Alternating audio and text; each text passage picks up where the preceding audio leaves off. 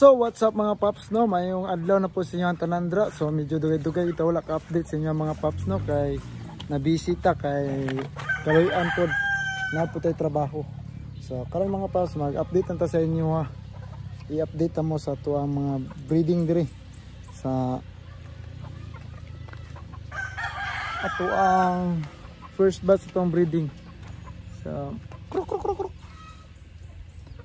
mga sa mga paps, 1, 2, 3, 4, 5, 6, 7 lang ni 7 heads lang niya to ang brood stag diri mga paps. Tapos napo tayo second batch dito, medyo ubay-ubay na gito no, kay di po ta magpa buylo, di sa po ta buylo o breeding, magsugod ta sa gamay tapos pinili nga materials, quality nga materials.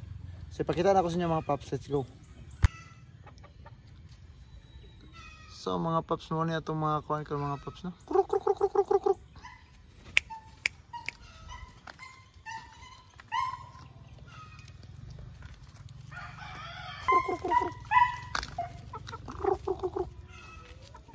So mo niya itong mga first batch mga paps.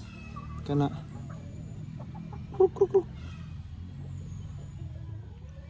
Dili ka sila dagan mga paps kay syempre mga quality man punta no. Para outcome po ta og good size, quality o healthy nga mga manok na itong mapagawas na ato ang magamit puhon-puhon. So ipakita na ko sa inyo mga paps, ako i-reveal sa inyo ang ilang mga parents. So let's go. Muna itong broodcock nga gamit mga paps no. Yan. Muna itong gamit mga paps, medyo nag-dry na siya kay hapit na pala siya ng ngarol. Actually ngarol na dyan na siya.